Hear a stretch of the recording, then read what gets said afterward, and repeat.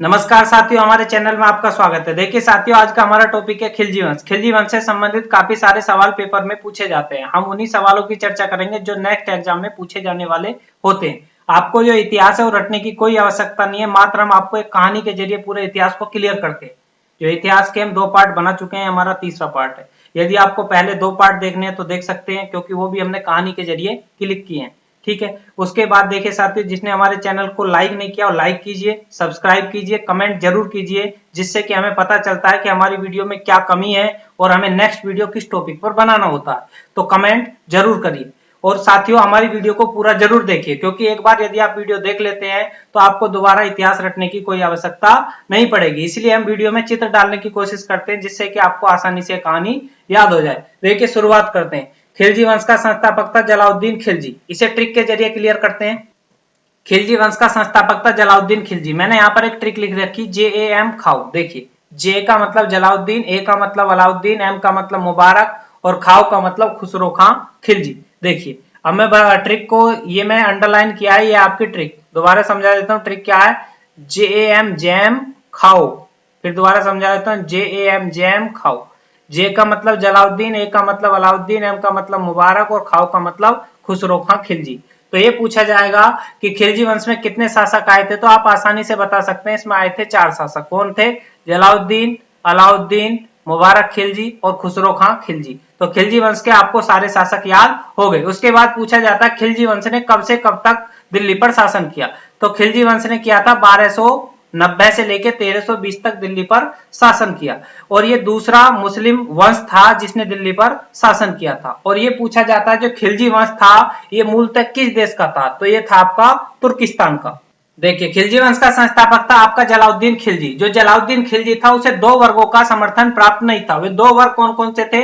अमीर वर्ग और उलेमा वर्ग। दोनों का समर्थन किसे प्राप्त नहीं था? जलालुद्दीन खिलजी को। जलालुद्दीन खिलजी कौन था? खिलजी वंश का संस्थापक। उसके बाद पूछा जाता है खिलजी वंश को खिलजी क्रांति की भी संज्ञा दी जाती है। क्यों दी जाती है? क्योंकि एक क्रांति कर कर ही जो गुलाम वंश का अंतिम शासक था उसे मारकर गद्दी पर बैठा था, इसलिए क्या कहा जाता है इसे? खिलजी क्रांति। उसके बाद पूछा जाता है जब जलालुद्दीन गद्दी पर बैठा था तो उसने अपनी राजधानी किसे बनाया था? किलोखरी को। किलोखरी को राजधानी बनाया था और वहीं पर अपना राज्याभिषेक कराया था। तो जलालुद्दीन खिलजी का जो भतीजा और दामाद था उसका नाम था आपका अलाउद्दीन खिलजी।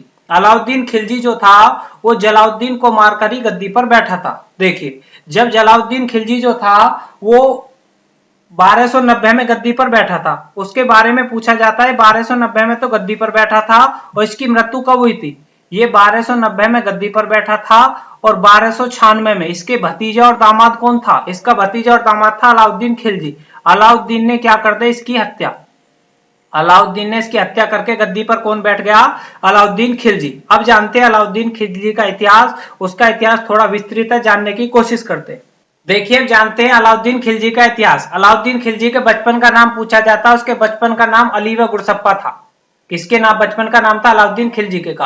अलाउद्दीन खिलजी किसे मारकर गद्दी पर बैठा था? जलालुद्दीन, मतलब अपने चाचा को मारकर गद्दी पर बैठा था। उसका चाचा भी था, इसका ससुर भी था और क्या था? दामाद भी था। उसे मारकर क्या बैठा था? गद्दी पर बैठा था। उसके बाद पूछा जाता है इसने कई सारे काम किए थे। जो आपका अलाउद्दीन खिलजी था इसने कई सारे आक्रामक काम किए थे।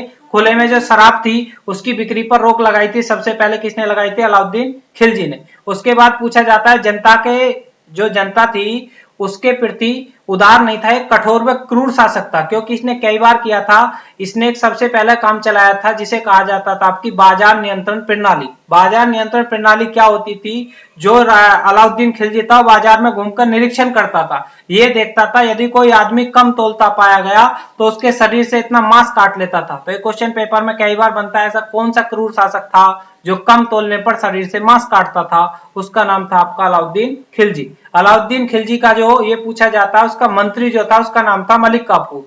मलिक काफूर जो था वो आपका ट्रांसजेंडर था। उसके बारे में पूछा जाता है कि ट्रांसजेंडर होते हुए वो गद्दी पर नहीं बैठ पाया। देखिए, अलाउद्दीन खिलजी द्वारा किए हुए काफी सारे ऐसे कार्य थे जो इतिहास में याद किए जाते हैं। देखिए, मैं आपको उसकी एक ट्रिक बताऊंगा जिससे कि आपको आसानी से उसके कार्य याद हो जाएंगे। तो इसकी एक ट्रिक है, घोड़े को घोड़े को बाजार में बेचकर घोड़े को बाजार में बेचकर सेना को नगद वेतन दिया, नगद वेतन दिया, देवी का अधिकार लिया, देवी का अधिकार लिया। तो देखो मैं इसे समझाने की कोशिश करता हूं, आसानी से ट्रिक याद हो जाएगी, कोई कठिन नहीं है। घोड़े को बाजार में बेचकर सेना को नगद वेतन दिया, देवी का अधिकार लिया। घोड़े को बेचने का मतलब है घोड़े दागने की प्रथा। तो ये पूछा जाता है ऐसा कौन सा शासक था जिसने घोड़े दागने की प्रथा चलाई थी। सबसे पहला काम था घोड़े दागने की प्रथा। बाजार का मतलब है बाजार नियंत्रण प्रणाली। बाजार नियंत्रण प्रणाली का मतलब ये होता था, ये समय समय पर गुप्तचर बनके बाजार का निरीक्षण करता था। यदि बाजार में कोई कम तोलता पाया गया तो उसके शरीर से इतना मांस काट लेता था। और तीसरा काम किया था इसने सेना को नगद वेतन। सेना को नगद वेतन देने वाला पहला शासक कौन था, उसका नाम था अलाउद्दीन खिलजी। और स्थायी सेना रखने वाला कौन सा शासक था, अलाउद्दीन खिलजी। देवी का अधिकार का मतलब उस समय एक देवी का अधिकार होता था, उसे मानने वाला पहला शासक था आपका अलाउद्दीन खिलजी। उसको अब तक किसी शासक ने नहीं अपनाया था। देखिए इसके द्वारा किए हुए जो कार्य थे मैं दोबारा से समझा देता हूँ। घोड़े को बाजार में बेचकर सेना को नगद वेतन दिया और देवी का अधिकार लिया। तो सबसे पहले इसने काम किया था घोड़े दागने की प्रथा, ठीक है। बाजार का मतलब बाजार नियंत्रण प्रणाली, सेना का मतलब स्थायी सेना, नगद वेतन का मतलब नगद देने की प्रथा, और देवी का अधिकार का मतलब देवी को अधिकार मानने वाला शासक कौन था, तो उसका नाम था आपका अलाउद्दीन खिलजी। ये काफी इंपोर्टेंट कार्य थे इसके, जो पेपर में पूछे जाते हैं।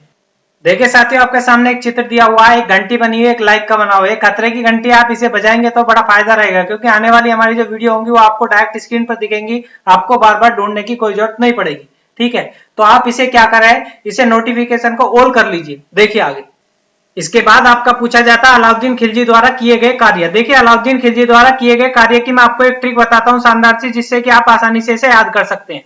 तो इसकी ट्रिक है दरवाजे पर खाना खाकर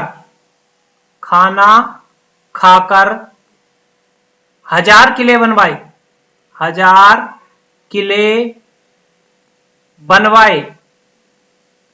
दोबारा समझा देता हूं, दरवाजे पर खाना खाकर 1000 किले बनवाए। ट्रिक में कोई आपकी कठिन नहीं है। दरवाजे पे किसी ने खाना खाया और क्या बनवा दिए, 1000 किले। दरवाजे का मतलब अलाई दरवाजा।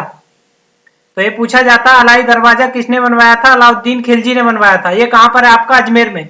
खाना खाने का मतलब है, एक है आपकी जैमेद खाना मस्जिद, जैमेद खाना मस्जिद, ठीक है। खाकर दरवाजे पर खाना खाकर 1000 किले का मतलब है, एक है आपका 1000 खंबा महल। ये किसने बनवाया था, अलाउद्दीन खिलजी ने।